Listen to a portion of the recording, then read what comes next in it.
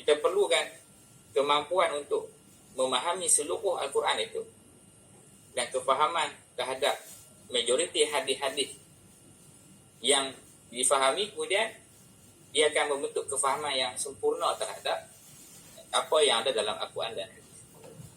Kalau saya, peringkat saya, boleh jadi saya juga belajar bahasa Arab dan boleh jadi saya juga belajar Al-Hadis. Tapi kadar pengetahuan bahasa Arab saya ni tentulah tak boleh nak dibanding dengan kadar penguasaan Al-Imam Syafi'i rahimahullah. Imam Syafi'i ini diiktiraf dia lahir pada tahun 150 Hijrah dan wafat pada tahun 204 Hijrah. Seluruh umat Islam dia kata sepakat umat Islam mengiktiraf Imam Syafi'i ini sebagai orang yang memiliki kemampuan keilmuan itu untuk memahami Al-Quran tadi dan Al-Hadis dengan sempurna. Begitu juga Imam Abu Hanifah, begitu juga Imam Ahmad. Ada tokoh-tokoh yang diakui kelayakan mereka. Dan yang memperakui ini bukan pengikut-pengikut. Yang memperakui inilah daripada guru-guru mereka, para tabi'in mengiktiraf. Kemudian tokoh-tokoh sezaman mengiktiraf. Dan akhir sekali ianya membentuk satu persetujuan umat keseluruhan kepada tokoh-tokoh ini secara umum. Jadi bila wujud tokoh yang disebut sebagai mujtahid ini dan kepakaran mereka diiktiraf, tugas yang mereka buat ataupun apa yang mereka sumbangkan pada kita ialah mereka yang tolong selesaikan. Saya taklah sebut puzzle, kita tak sebut puzzle lagi, nampak macam salah faham pula. Maksudnya dia pula yang tolong menganalisis, tolong kumpulkan contohnya ayat yang berkaitan bersucinya. Ayat berkaitan bersuci itu ada dalam ayat teruskan sekian. Sebut tentang basuh muka ketika wudu, sapu kepala, basuh tangan, basuh kaki. Kemudian ulama-ulama inilah yang kumpulkan hadis-hadis Nabi yang berkaitan dalam tajuk ini. Kemudian apa ucapan ataupun perbuatan sahabat-sahabat tabi'in dalam persoalan wudu ini. Dia yang analisiskan, dia yang kumpulkan. Kemudian setelah dikumpul keseluruhan data yang berkaitan dengan bab bersuci ini sahaja, lalu dikeluarkan kesimpulan berdasarkan penelitian dan kefahaman dia, berdasarkan hadis ini, berdasarkan perbuatan sahabat ini.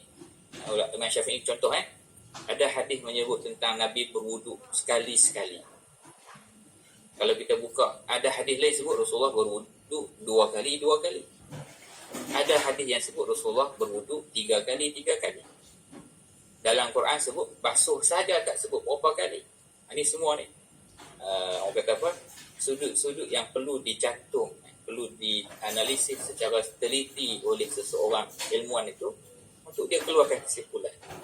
Jadi pada peringkat mengeluarkan kesimpulan itulah boleh jadi ada perbezaan pandangan. Itu biasa. Tapi pakar-pakar ni dia menganalisis secara tersebut.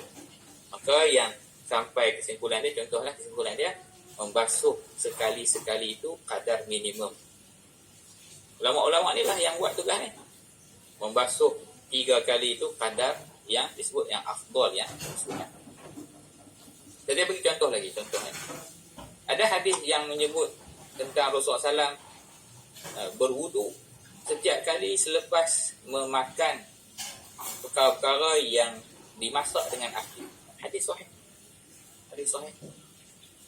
Kalau kita baca sendiri seorang-seorang kita, boleh jadi tiap kali lepas makan tu, makan ayam goreng guna api, makan sup semua masak guna api. Tak masak guna api ni kurma, buah kurma, bukan kuah kurma, buah kurma lain ni, buah kurma tu, tamar tu, itu tak masak guna api.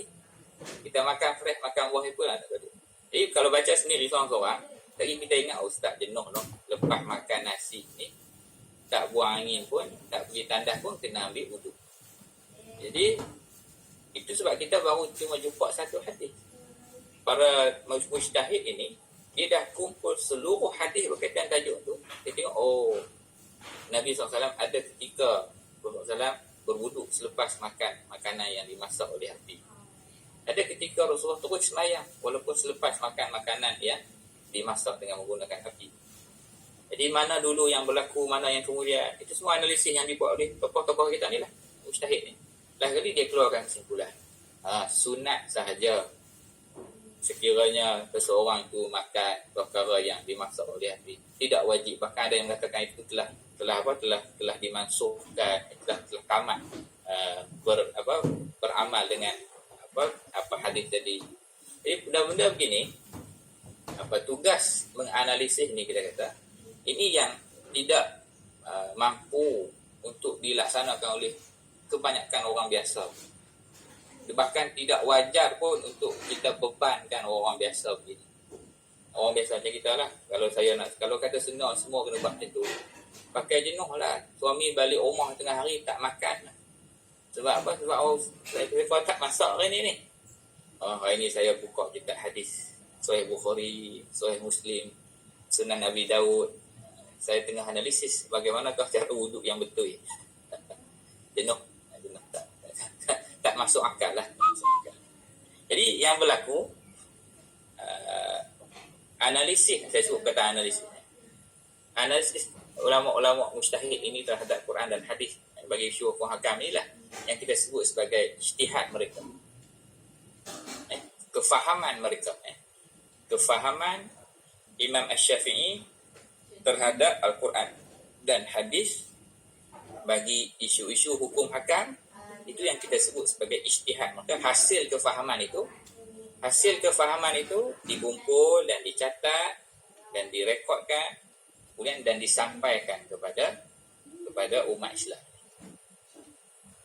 Jadi himpunan kefahaman Imam Syafi'i terhadap Al-Quran dan hadis bagi isu-isu hukum hakam, itulah yang disebut sebagai mazhab. Kita dah faham mazhab ni macam kelompok manusia kan, yalah.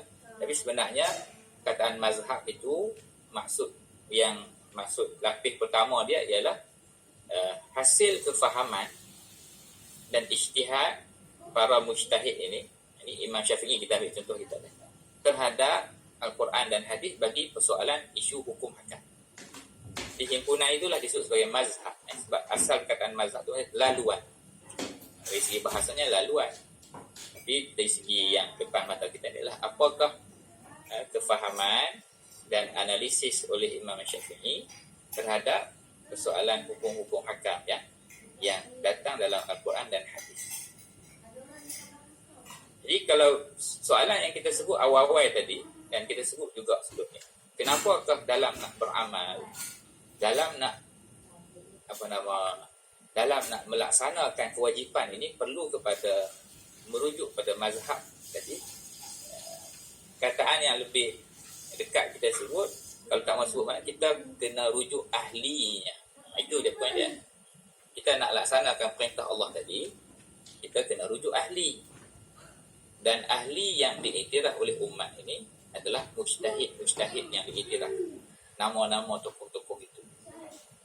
Jadi kat mana nak dapat pandangan mereka? Kat mana nak dapat hasil kefahaman mereka itu? Perlulah rujuk dalam karangan-karangan, penulisan-penulisan yang sah dinisbahkan kepada mereka.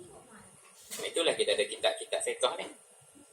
Kitab-kitab fiqh yang dinisbahkan kepada imam-imam. Bila kitab fiqh ni kita sebut kitab fiqh mazhab Imam Syafi'i lah. Kitab fiqh mazhab Imam Syafi'i. Kita faham tak? Mazhab tu maksudnya kita sebut dia ialah himpunan ijtihad, himpunan kefahaman oleh ilmuwan kita ini, oleh tokoh-tokoh kita ini terhadap Al-Quran dan hadis yang khusus merujuk pada persoalan hukum hakam. Jadi kalaulah orang kata kat kita, ini saya sebut, ada selalu orang kadang-kadang setengah orang lah, dia main kat kita, dia kata, kamu nak ikut Imam Syafi'i ke kamu nak ikut Nabi? Ini ada setengah orang dia suka main gitu.